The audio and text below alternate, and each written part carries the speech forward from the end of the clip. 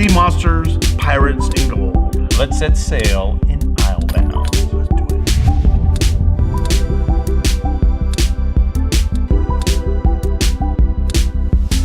it. Welcome back to the Board Game Closet. My name's Jimmy. I'm Rod. If you have not subscribed to our YouTube channel yet, click the button and subscribe. Every single Thursday we have a brand new video about a board game. And we'll tell you right up front if we think that you should buy it, play it, or hate it. It's a simple rating system that we've created, and we want to tell you up front. That way we can spend the rest of this video telling you why we think you should buy it, play it, or hate it. Here we go. We pick one die, and we tell you what we think you should do. And two greens. Some double green. Two greens. That's fantastic, folks, because we don't always agree. Yeah.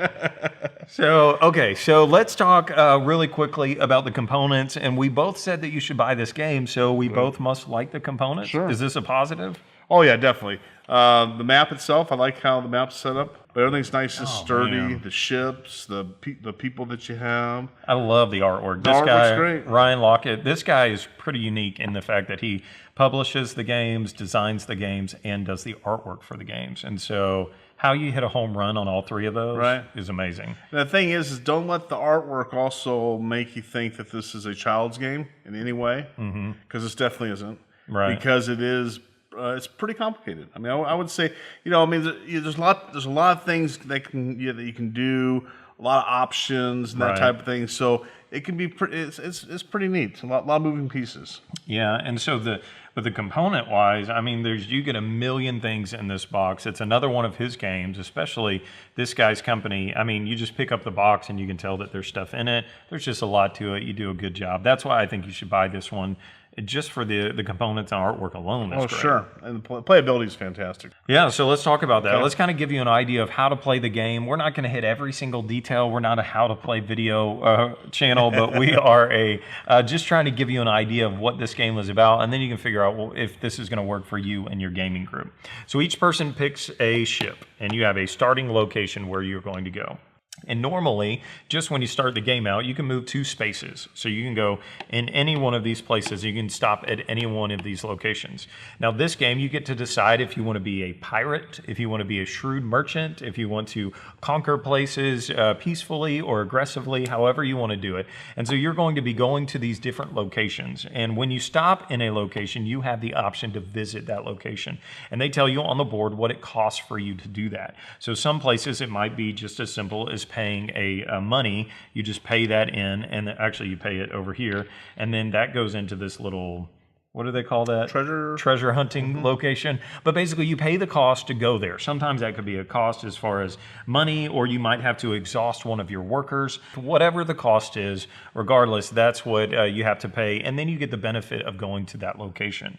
There's all different kinds of things that you can do when you go to these different locations. Like you might be able to build something, which would be a building that you could get, or it might be able to getting fish, like just getting a resource. Like you get resources in the game like fish or wood planks or books, and then you add those to your cargo hold. Everybody has their own boat, and there's a certain amount of things that you can hold in that boat. Right.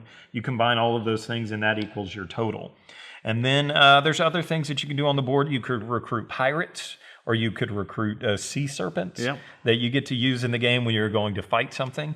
And so that's basically what each one of the locations do. Now, there's other things I didn't talk about, but there's I forget what this track is called down here, but glory or fame or notoriety or something like that. I'll put it on the screen right about here. But and then there's other things that you can do, like maybe recruiting a new worker to go onto your board. And then there are these adventure cards that change each round. So you have these little wooden cubes that go, or circle discs that go onto certain places on the board with new cards that get revealed. And so you can go to that location, complete the task. It might be something like exhaust a worker and pay 2 money, or it might be like pay 4 fish or 4 wood planks, whatever it might be. And if you do that, then you get to add your cubes onto these tracks that are down here on the board. on the board, you have two ways that you can take ownership of each one of these locations. You can either do it diplomatically, or you can do it through military power. And so diplomatically is this track over here that I showed you, where you have this board, and every time you complete one of these missions, you get to put a cube out onto it. And whatever location that you put it, that's how much value that it has. And it starts at 2 and it goes up to 4. So every time you put a cube out, you go into the next available spot. And then if you travel to a location that has, like this one here at Stratic, that is 5 value that you have to have. So I would take off the cubes that add up to that. And now I own this location. And anytime someone comes to this location, they pay me instead of paying the bank, which is really cool. So you own power in these locations. Now you can also do that with any of the red banners by doing it through military power. And this is another aspect to the game. This is where you use pirates and serpents. So you have these pirates and serpents, and the way that the die rolls work on this is you are trying to beat the number that's there. So this one says a 9. So I have to get at least 9 power to overcome this city. And so you would roll dice, and it's not simply adding up the number like, hey, I got a 3 that adds to the score. No. Right. It's not that simple.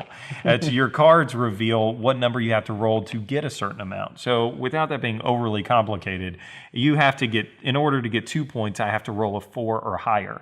If I rolled under that, I would only get 1 point. So beating these places with military power is not as easy as it might seem. No, you need to be pretty strong. And some of these have really high power. And in order to take a location from somebody else, you have to beat their score, and I think it's +2. And then you could take a location from someone else. There are buildings that you can build that give you special abilities and special powers. What else can you do in the game? Recruit new people. You can complete these stories. You can go to this place with the trumpet, and then you can get things. Like right here, if I went to the trumpet, then I would get a new victory point. And for every victory point that I had, then I could go up another one. And so there's different abilities that you have here that go up this victory point track.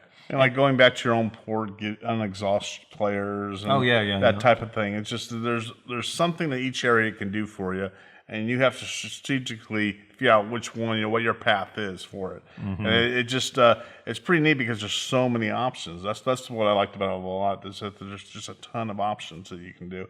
Like you said, you can either be aggressive, or you can do it politically, however you want to do it. Whatever you want to do. Right.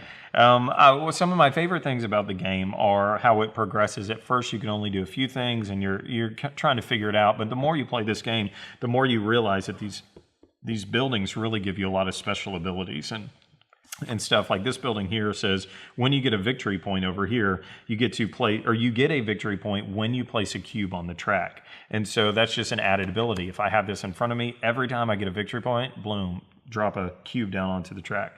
And so it's really neat the way that those work. The buildings themselves, I think, are the priority, right? I mean, because you have to have, how many was it 5? I think six to end the game. Right, and because they are so, well, I would consider them very powerful because of each ability it gives you. And of course, when they come out on the deck, they have they cost a certain amount of money for it. So, but that's the game changer right there, because everyone else is kind of doing the same thing. But then when you get pulling one of these cards that allows you to get extra gold or something like that, that's when things rapidly start changing. Yeah, and then the gold is worth victory points at the end of the game. And so when you're doing this, you're giving up, I mean, it's a trade, but you're also giving up buying power of things that you could do elsewhere in the game, where just to go to this location, I have to have money. And sometimes you run out of money, and then you have to spend a whole turn. The only thing that I can do is go treasure hunting, and you take the money off the board. And so you're also watching money build up over there and trying to decide, is it going to get back to me this round, or do I want to go ahead and take money now? But then that means I can't do something else. Right. And so there's a lot of interesting decisions along the way. Yeah, it plays out. I mean, it's fun.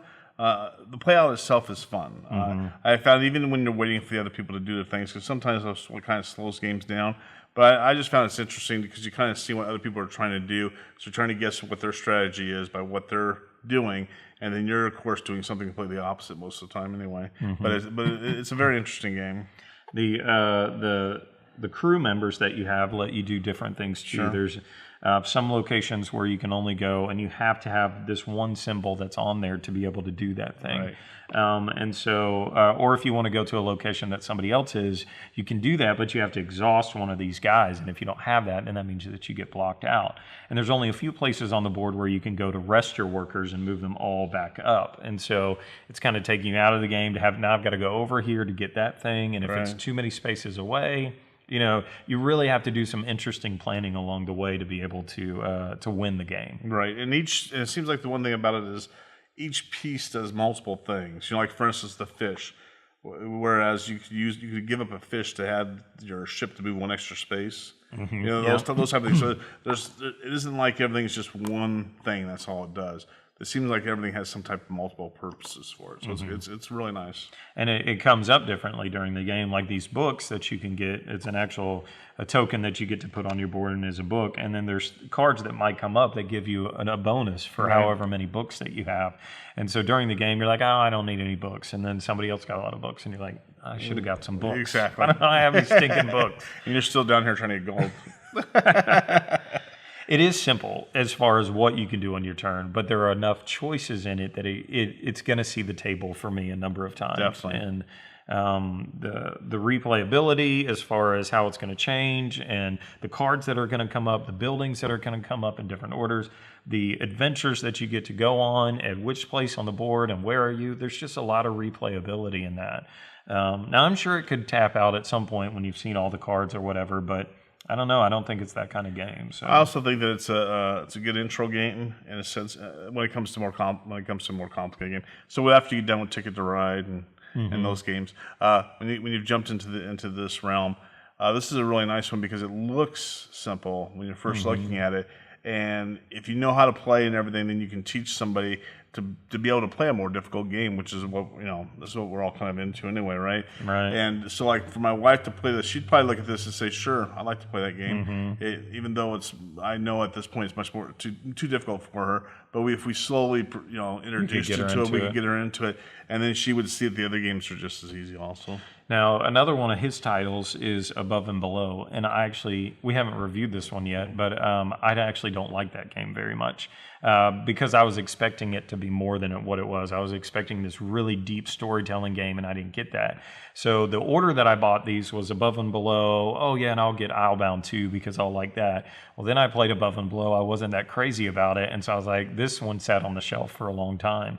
And I hate that because I love this game. Yeah. I think it's fun. I think it's beautiful. I think it's creative in all the things that you get to do. So if you didn't like Above and Below, you might actually like this game because it's totally different. So yeah, this is one of those games that could be a future Hall of Famer. Who knows? All right, there you go. So that's Islebound. It's 2 grains. We think you should go buy this game and add it to your collection. Check us out at BoardGameCloset.com for a lot more video reviews. We also have a podcast that comes out, and we talk about games that we don't review on this channel. So check that out if you're interested in listening to a podcast. And as always, support your local hobby shop. Do it.